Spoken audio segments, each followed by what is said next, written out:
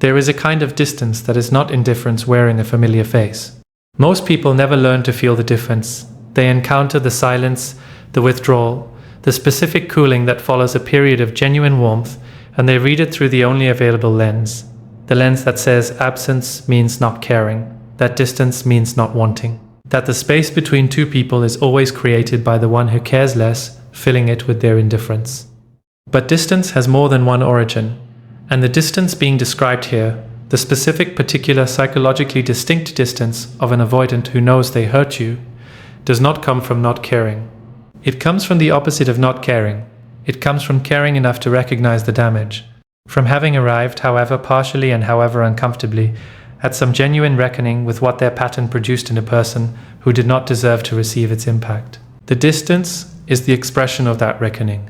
Not a clean expression, not an adequate one, not the expression that genuine accountability would ideally take, which would be not distance, but the genuine, sustained, behaviorally demonstrated effort to show up differently.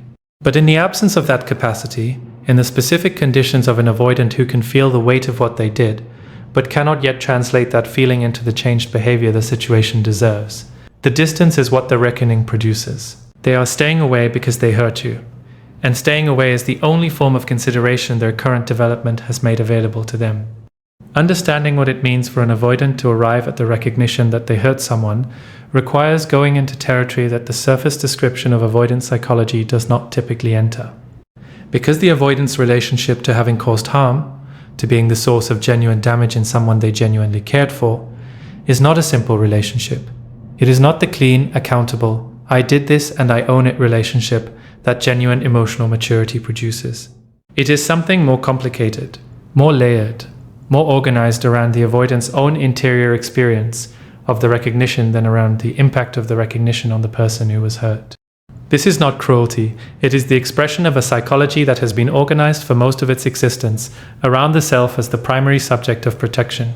The avoidance interior has been oriented inward for so long, toward the management of the self's vulnerability, toward the protection of the self from genuine exposure, toward the maintenance of the self's controlled relationship with intimacy, that even the recognition of having hurt someone else is initially processed through the filter of what that recognition means for the self.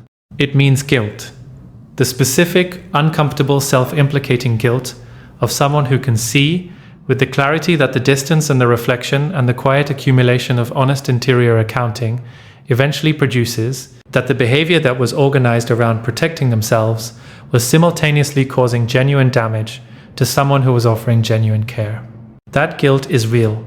It is not manufactured, it is not the performance of remorse. It is the actual felt weight of genuine recognition. The recognition that the pattern, whatever its origins, whatever the legitimate developmental wounds that produced it, has real consequences that extend beyond the avoidance own interior and land on people who are attempting something genuine and being returned something insufficient. The guilt does something specific in the avoidance behavioral system, something that is counterintuitive to the person who was hurt and whose experience of the distance tends to produce the natural interpretation that the avoidance absence reflects their feelings about the connection.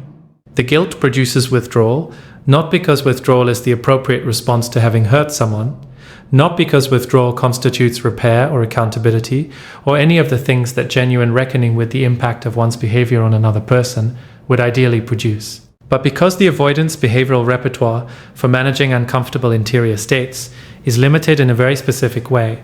The primary tool is distance, always has been. Distance from the source of the discomfort, distance from the thing that is activating the uncomfortable interior state. Distance as the management mechanism for whatever is pressing too genuinely against the defended interior. In the active phase of the dynamic, the thing pressing too genuinely was the connection itself, the depth of it, the genuine stakes of it, the specific vulnerability of caring enough to be truly hurt by the loss of it. So the distance was created from the connection, from the person, from the warmth and the authentic presence and the real quality of what was being offered. In this phase, the phase of having hurt someone and carrying the recognition of it, the thing pressing too genuinely is the guilt, the weight of the recognition. The specific, self-implicating discomfort of being someone who caused damage to someone who did not deserve it. And the avoidance system, reaching for the available tool, creates distance from that, which means, in practice, creating distance from the person whose hurt is the source of the guilt. Not because their hurt is unwanted, not because the recognition of their hurt is being avoided, but because proximity to the person who was hurt makes the recognition most acute, makes the guilt most present, makes the interior most activated in the specific, uncomfortable, avoidant defense triggering way that genuine emotional weight always activates it.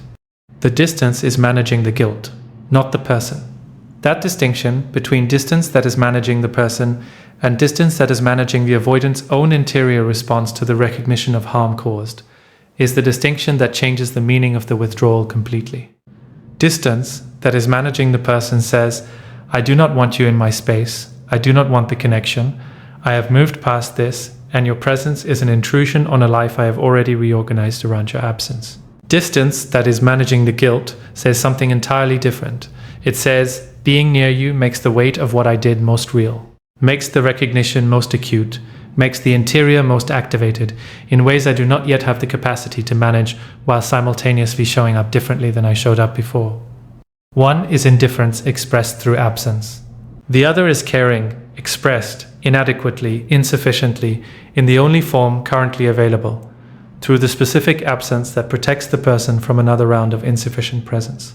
It is not what they want. That part of this deserves its own examination, because the wanting and the behavior are so thoroughly disconnected in this phase of the avoidance experience that the behavior's accurate reading requires the complete separation of what is being done from what is actually desired. What is being done is distance, withdrawal, the maintenance of the space that protects both people, the avoidant from the acuity of the guilt, the person who was hurt from the ongoing proximity of someone who has not yet developed the capacity to show up differently than they showed up before. What is wanted is entirely different. What is wanted is the connection. The specific, irreplaceable, cannot be substituted by any generic alternative quality of what was real between them. The particular person, the particular quality of presence that touched something in the avoidance interior, in the way that produced the cannot stop thinking, the recognition of significance, the specific genuine caring that the behavior never adequately reflected but that was always genuinely present in the interior. The wanting did not dissolve when the distance was created. The wanting was not the thing that the distance was managing. The wanting is intact, present, directed at the specific person with the specific quality of genuine feeling that the avoidance interior has always carried even when the behavior was expressing something entirely different. The distance and the wanting coexist. They do not cancel each other. They do not resolve into a single coherent position. They press against each other in the avoidance interior with the specific unresolved, genuinely uncomfortable tension of two genuine things that point in opposite directions, the genuine recognition of harm caused that makes approach feel inappropriate, and the genuine wanting that makes the sustained distance feel like another form of loss. Living in that tension is the avoidance current condition. It is not comfortable. It is not the peaceful, resolved condition of someone who has made a clean decision and is living inside the rightness of it. It is the genuinely anguished, genuinely conflicted, genuinely unresolved condition of someone who wants something they do not trust themselves to have, without causing more damage than the wanting is worth.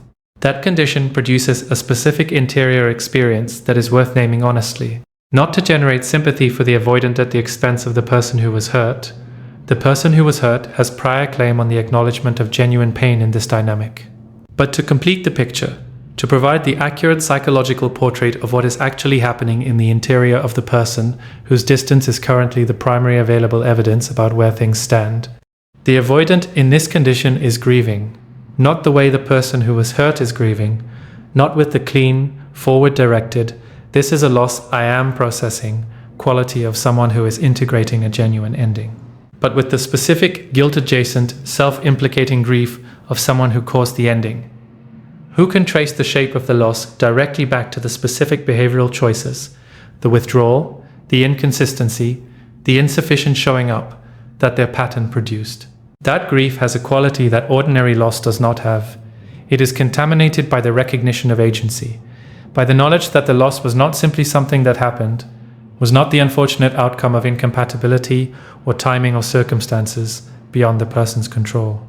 It was, at least in significant part, the result of choices that the avoidance pattern made even when the conscious self did not fully authorize them. Choices that the unhealed, defended, fear-operating psychology made on behalf of a self that genuinely wanted something different. The contamination of grief by the recognition of agency is one of the most difficult interior conditions available. It does not permit the clean processing that ordinary grief allows. Ordinary grief moves through stages that have their own momentum. The acknowledgement of the loss, the feeling of it, the gradual integration of it into the life that continues. The movement is painful, but it is movement. Grief contaminated by the recognition of one's own role in creating the loss does not move as cleanly. It cycles. It returns to the same recognition. I did this, without easily finding the way past it to the integration that would allow the grief to complete itself. It tends to produce the specific, repetitive, not easily moving experience of someone who is simultaneously grieving a loss and carrying the weight of their own contribution to it. The avoidant in this condition tends to stay in it for longer than is productive, not because the staying is chosen, but because the psychological tools for moving through this specific kind of grief are the same tools that addressing the pattern requires. Genuine accountability, genuine self-examination, genuine engagement with the interior work of understanding why the pattern produced what it produced and what changing it would require. And those tools are precisely the tools that the avoidance architecture was built to make unnecessary. The distance, then, is the avoidant doing the only thing their current psychological development has equipped them to do with the recognition of harm caused. They are staying away from the person they hurt. Protecting the person, however inadequately, however insufficiently, however far from the genuine repair the situation actually deserves, from another round of the same insufficient presence that produced the harm in the first place. It is not enough. It has never been enough. The protection that absence provides is a pale and insufficient substitute for the genuine protection that actual changed behavior would provide. But it is, in the specific limited vocabulary of what the avoidance current development makes available, the most other-directed thing they are currently capable of producing. The staying away is not what they want, it is what they can do. And the difference between those two things is the entire interior landscape of someone who is living, genuinely and uncomfortably, in the gap between what they feel and what they are capable of expressing, between what they want and what they believe their presence deserves to offer before it is offered again. The person who was hurt deserves to know this not because it obligates anything, not because the accurate understanding of the avoidance interior creates a responsibility to wait or to remain available or to hold space for a process that is not theirs to manage, but because the accurate understanding prevents the specific additional damage of misreading the distance as the final word on what was real. The distance is not the final word. It is the current expression of someone whose interior is genuinely struggling with the weight of genuine recognition. Someone whose want is real and whose guilt is real, and whose capacity, in this moment, in this season, is not yet adequate to bridge the gap between the two. That inadequacy is not a permanent condition. It is the current condition, and current conditions change when the interior work that changes them is genuinely, sustainedly, intentionally done. Whether it will be done, whether the recognition of harm caused will become the genuine, sustained motivation for the interior work that produces the changed capacity, is the avoidant's own question to answer, in their own timeline, through their own genuine choosing. What belongs to the person who was hurt is different, entirely different, and it has been named throughout this conversation in every form it deserves to be named. It is the life, the genuine, forward-moving, fully inhabited, completely present life that is happening right now, regardless of what the avoidant is doing with their guilt and their wanting and their current insufficient capacity. The distance is theirs, the life is yours. Both of those things are true, and only one of them is asking anything of you, your presence, your complete, unreserved, fully arrived presence, in the life that is genuinely, completely, without condition or caveat, yours. The life that is genuinely yours does not announce itself as the compensation for what the dynamic took. It does not arrive wearing the label of consolation or the framing of the good thing that came from the difficult thing. It simply continues, quietly, persistently, with the particular indifference of reality to the emotional significance of whatever else is happening in the interior. It simply continues being the actual texture of the days, the actual people in proximity, the actual opportunities for genuine engagement that exist in the present, rather than in the hoped-for resolution of someone else's interior process. That continuing is not nothing, it is, in fact, everything, but it requires a quality of attention that the avoidant dynamic consistently redirected. The quality of attention that is actually present to what is here, rather than perpetually engaged with the question of what is coming, or what the silence means, or whether the distance is shifting, or what the peripheral signals indicate about the interior state of someone who has not found the way. To express their interior state in any form that can be directly received. The redirecting of attention back to the actual present, back to the actual texture of the actual days, is not a single act of will. It is the ongoing, daily, sometimes moment-to-moment practice of a person who is reclaiming their own perceptual life from the occupation that the avoidant dynamic installed in it. Not forcefully, not through the white-knuckled suppression of the thoughts that drift toward the avoidant silence, toward the distance, toward the wanting that is still real in the interior and does not simply switch off because the accurate picture has been arrived at, but gently, persistently, with the quality of a person who keeps returning to their own breath, not because they never drift, not because the drifting is a failure, but because the returning is the practice, and the practice is what changes the interior landscape over time. Returning to the present has specific content. It is not the abstract instruction to be mindful or the general suggestion to focus on oneself. It has the particular texture of what is actually in the person's life in the present moment, what is genuinely engaging, genuinely nourishing, genuinely worth the full quality of attention that was being partially allocated to the management of the avoidant dynamic's emotional residue. For some people, the returning reveals things that were there before the dynamic and were simply receiving less attention during it.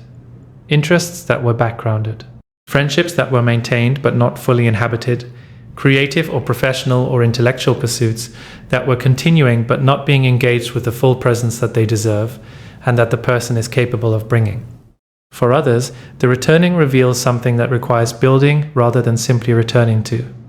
The dynamic may have occupied a significant portion of the person's attention for long enough that the question of what the present contains, what is genuinely worth showing up for in the days that are not organized around the avoidance availability, requires genuine exploration rather than simply the restoration of something that was temporarily backgrounded. That exploration is not a problem. It is one of the more genuinely interesting aspects of the reclamation process.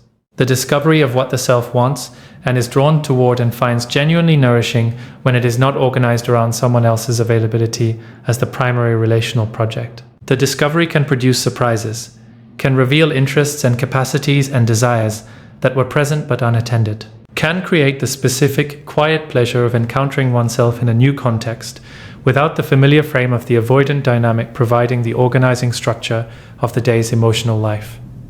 What tends to emerge in that exploration, in the genuine unpressured, what do I actually want and find genuinely engaging discovery of the present, is a self that has more texture than the dynamic allowed to be fully visible. The avoidant dynamic, with its characteristic demand for the ongoing allocation of interpretive and emotional energy toward the management of an insufficient connection, does not leave the full range of the self fully available for expression. It takes up space. It occupies the attention in ways that narrow the range of what can be simultaneously explored and inhabited. With the attention freed, or in the process of being freed, which is the more accurate description of the ongoing practice, rather than a single completed act, the range expands. The texture returns.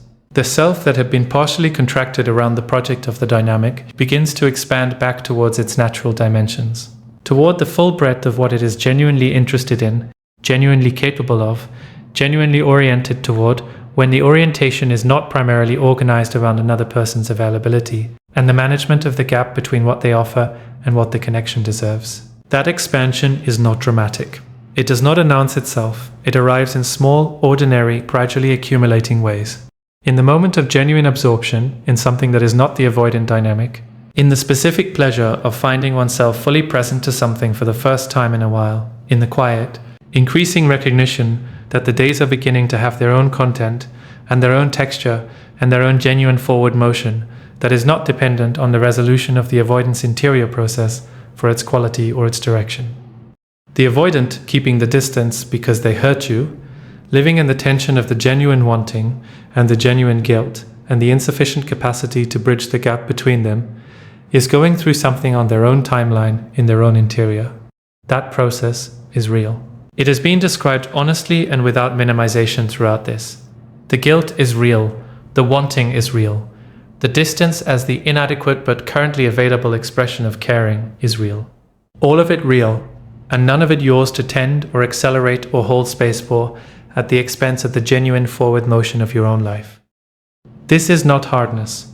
It is not the cold, self-protective closing that hurt sometimes produces in people who have been through enough to know that staying available to insufficient conditions costs more than it returns. It is something warmer than that, something that has genuine compassion for the avoidance process without organizing itself around that process as the primary concern of the present moment. Genuine compassion for the avoidance interior struggle and complete uncompromised presence in one's own life are not mutually exclusive conditions. They can coexist without contradiction. The accurate understanding of what the avoidant is experiencing, the guilt, the wanting, the distance as inadequate caring can be held with genuine warmth and genuine recognition of its reality, while the life continues in full, while the attention is genuinely present to what is here rather than to what the avoidant is doing with their own interior landscape. The compassion does not require proximity, does not require the suspension of one's own forward motion, does not require the orientation of the present around the hope of the avoidant's eventual capacity becoming adequate. It is compassion held from within the genuine inhabitation of one's own life. Warmth extended towards someone who is struggling with something real, from the stable, grounded, fully present position of a person who has returned to themselves completely. There is a particular quality of freedom that arrives when the compassion can be held without the proximity. When the accurate understanding of the avoidance interior, the real guilt, the real wanting, the real inadequacy of the current capacity to bridge the gap between them, can be received as information rather than as responsibility, as the honest picture of what someone else is experiencing rather than as the thing that determines what the present requires of the person receiving the picture. That freedom is not indifference to the avoidance reality. It is the specific, hard-won, genuinely earned freedom of someone who has internalized the distinction between understanding someone's experience and being responsible for it, between having compassion for someone's struggle and organizing one's own life around the management of that struggle's resolution. The distinction sounds clear when stated. It is considerably less clear in the lived experience of someone who genuinely cares about the person struggling, because genuine caring tends to produce the instinct toward the opposite, toward proximity, toward availability, toward the natural orienting of one's own resources, toward the person who is struggling with something real. That is what genuine caring does. It moves toward, it wants to help.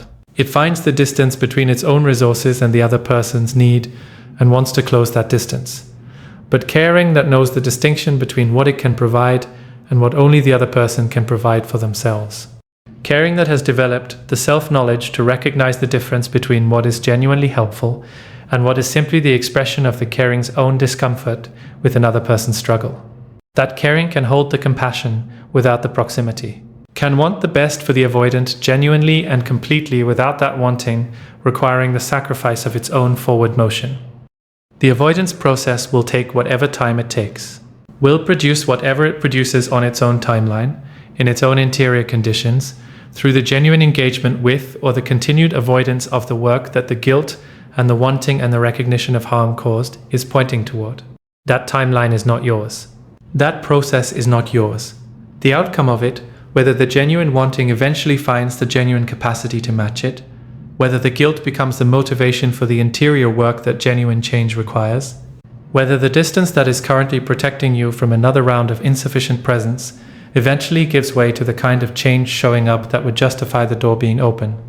None of that is yours to determine or accelerate or influence.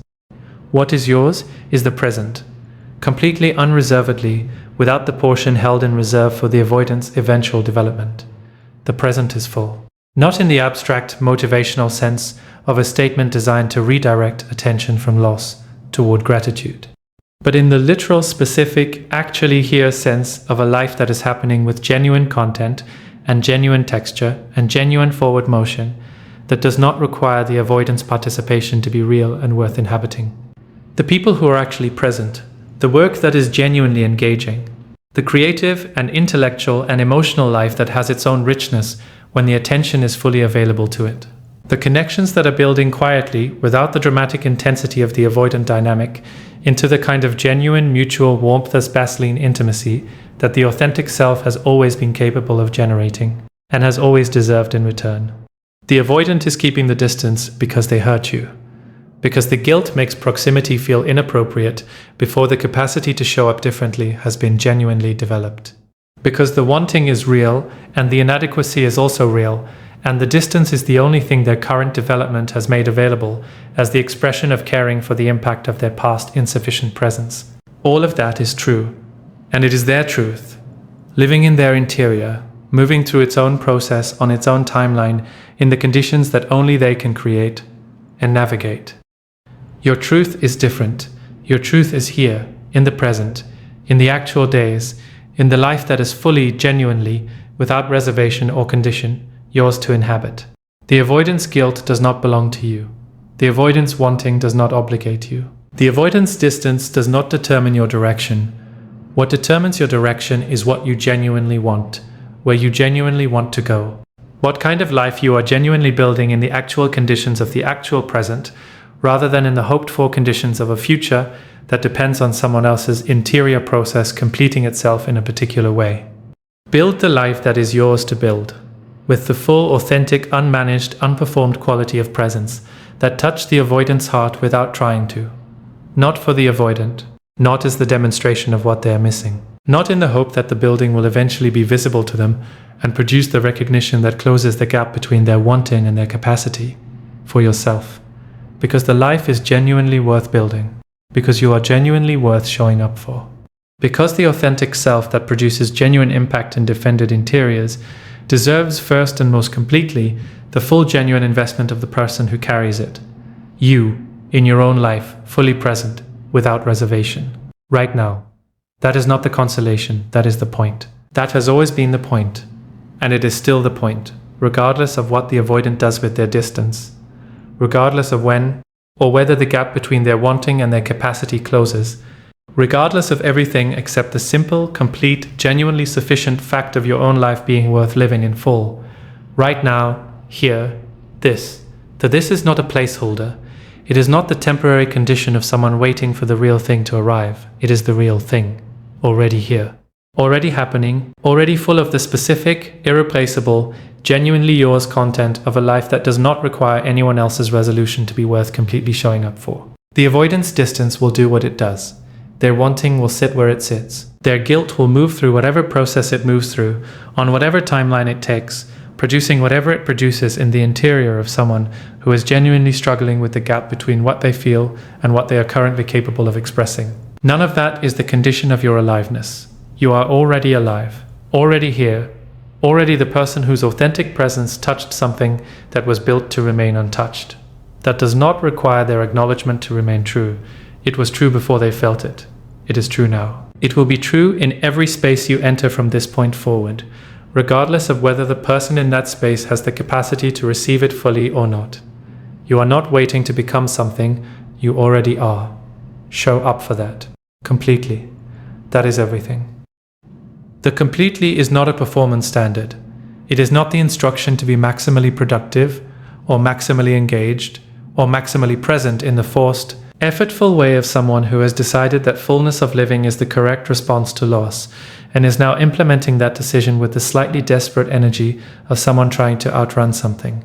The completely is quieter than that, more organic.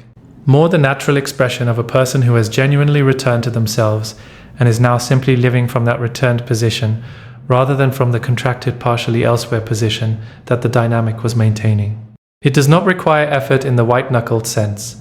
It requires the ongoing, gentle, self-compassionate practice of noticing when the attention has drifted back toward the avoidant silence and returning it, without judgment, without the additional self-criticism of someone who believes the drifting means the reclamation was insufficient, to what is actually here.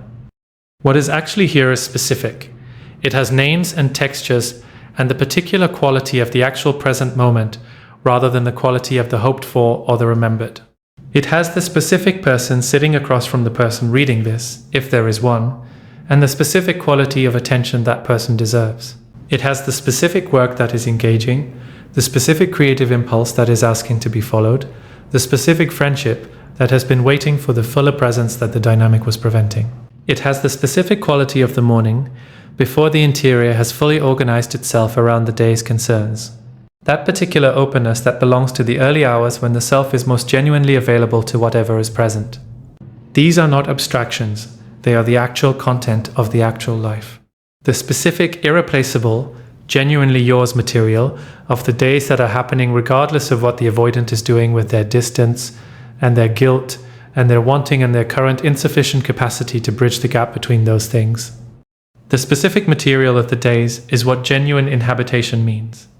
Not the grand gestures of self-reclamation, not the dramatic changes or the visible demonstrations of moving on that are more about performing recovery than actually recovering, but the small, specific daily things, the things that are genuinely engaging in the ordinary hours, the things that produce the quiet, sustained, unforced absorption that indicates genuine presence rather than the performed presence of someone who is working to be somewhere they are not fully arriving. Genuine absorption is one of the most reliable indicators of genuine inhabitation. It is the experience of being so fully occupied by what is present that the background processing of the avoidant dynamic simply does not have the available bandwidth to run at its usual volume. Not because it has been suppressed or forcibly redirected, because the foreground is genuinely full, because what is here is genuinely interesting and genuinely engaging, and genuinely claiming the attention in the natural way that genuine interest claims attention, without effort, without the management of competing pulls, without the sense of working to be present rather than simply being present. Finding what produces that absorption is one of the more important and more genuinely self-serving things available in the reclamation process. Not as a distraction strategy, but as genuine self-knowledge. The discovery of what genuinely engages the self, what produces the specific quality of absorbed presence that indicates the authentic self rather than the performed or managed version of it, is the discovery of what the self actually is when it is not organized around someone else's availability. That discovery tends to arrive in fragments rather than as a single revelation, a moment of genuine absorption in something that had been backgrounded.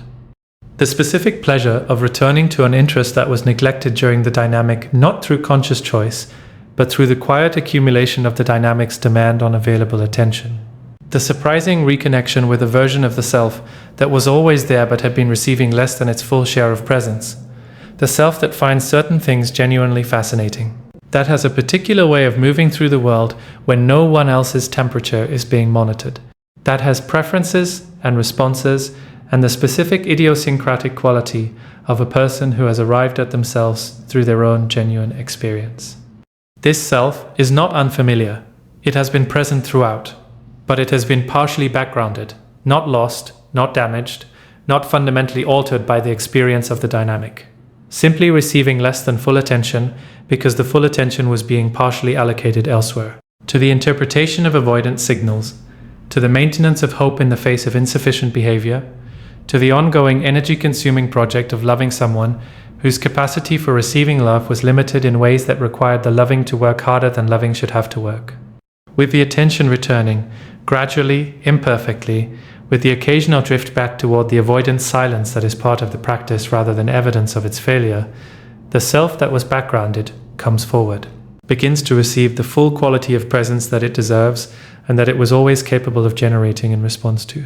Begins to be the primary subject of the person's own careful, generous, genuinely interested attention rather than the secondary location from which resources were drawn for investment elsewhere. The self as the primary subject of one's own attention is a concept that sounds simple and is genuinely radical for someone who has spent significant time in the avoidant dynamic. Because the avoidant dynamic trains attention outward, it creates the ongoing legitimate demand for the monitoring of the other person's state, the temperature tracking, the signal interpretation, the generous reading of ambiguous behavior, that gradually, without being chosen, becomes the default direction of the interior's most active engagement. Reversing that default is not simply the decision to attend to oneself instead. It is the genuine, practiced, increasingly natural reorientation of the interior's most active engagement toward the self's own actual experience. Toward what is felt rather than what is inferred about someone else's feeling. Toward what is genuinely wanted rather than what is compatible with the management of someone else's availability. Toward the authentic, present, actually happening experience of the self moving through its own genuine life, rather than the interpreted, inferred, perpetually uncertain experience of someone trying to read the interior of a person who is not making their interior directly available. This reorientation changes the quality of consciousness in ways that are subtle and cumulative rather than dramatic and immediate. It is not the sudden clarity of a single significant shift. It is the gradual return of a quality of presence to the interior, a quality of being genuinely engaged with one's own actual experience that makes the days feel more inhabited, more genuinely textured, more like the actual life of the actual person rather than the management project that the dynamic was slowly converting it into. The genuine texture of the actual life includes difficulty. It includes the grief that is still moving through its process, the ambiguous grief of the unresolved connection, the specific grief of having loved genuinely in conditions that could not return the love adequately, the grief that does not resolve into clean closure because the situation has not resolved into clean closure. That grief is part of the actual texture, is not in contradiction with the genuine inhabitation of the present, is not evidence that the reclamation is incomplete or that the genuine forward motion is performed rather than real. Grief and genuine forward motion coexist. They always have. The grief is the evidence of what was real, of the genuine connection, the genuine caring, the genuine investment in something that mattered.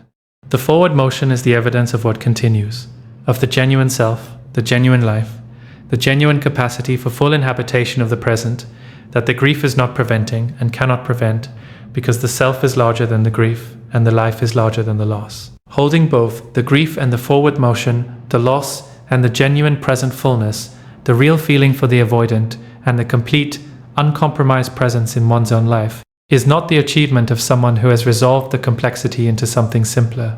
It is the ongoing, daily, genuinely practiced art of someone who has decided not to require the complexity to resolve before living fully, who has chosen the both and rather than the either or, who can carry what is unresolved without requiring it to resolve before the life is permitted to be completely inhabited. The avoidant keeping the distance because they hurt you and it not being what they want is a real and specific and psychologically accurate description of someone else's interior condition. It has been examined thoroughly and honestly and with genuine acknowledgement of what is real in it.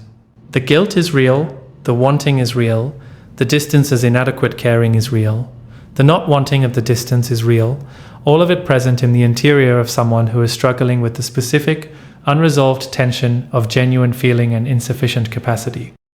And all of it theirs, not yours, not the condition that determines the quality of your present, or the direction of your forward motion, or the fullness with which you are permitted to inhabit the actual days of your actual life. Theirs, in their interior, on their timeline, producing whatever it produces through whatever process their own genuine development is currently moving through.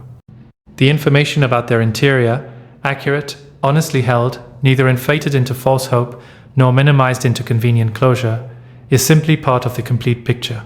The accurate picture that allows the clear-eyed position rather than the confused one, the picture that says this is what is actually happening rather than what the behavior appears to be saying on the surface. That accurate picture is not a reason to wait, is not a reason to remain structurally available to conditions that are not yet providing what genuine mutual presence requires, is not a reason to hold any portion of the self in reserve for the eventual development of someone else's capacity. It is simply the truth, held clearly, alongside everything else that is true, alongside the full, genuine, completely inhabited reality of a life that is already happening and already worth showing up for with every single thing that is available to bring to it. What is available to bring is considerable. It has always been considerable. The dynamic may have partially obscured how considerable, may have required the allocation of enough resources towards its management that the full range of what is available was not simultaneously deployable. But it did not diminish it, did not reduce the genuine depth of the person, did not lessen the authentic quality of presence that touched the avoidance defended interior without targeting it, did not make the capacity for genuine love smaller, or the standard for genuine reciprocity less clear, or the self-knowledge less accurate. It tested those things, put them under genuine pressure, required them to demonstrate their reality not in the easy conditions of a mutually nourishing connection, but in the genuinely difficult conditions of a dynamic that was asking more than it was returning, and doing so without the clean acknowledgement of the asymmetry that would have made the asking more honest.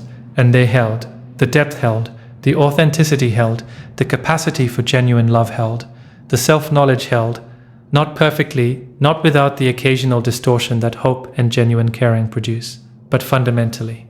The self that came through the dynamic is recognizably the self that entered it, with the addition of the specific, hard-won, experientially confirmed knowledge that the dynamic produced. That self is what is available to bring, to every subsequent space, to every genuine connection, to the actual days that are happening in the actual present, with their actual content and their actual people, and their actual opportunities for the genuine, absorbed, fully present engagement that the authentic self is capable of, and that the right conditions will allow to become mutual. The avoidant will keep their distance until they do not, until the guilt and the wanting and the insufficient capacity reach whatever threshold the avoidant's own development determines. Until the interior work is done or not done. Until the distance becomes the beginning of something genuine or remains the permanent expression of something that could not find its way from feeling to adequate behavioral expression. That is their story, moving at their pace, in their interior, toward whatever destination their own genuine choosing eventually produces. Your story is different, moving at your pace, in your interior, toward the destination that the authentic, fully inhabited, completely present version of yourself is genuinely, already, without waiting for anyone's resolution, moving toward. The distance is theirs. The direction is yours. The guilt is theirs. The freedom is yours. The wanting that does not match the capacity is theirs.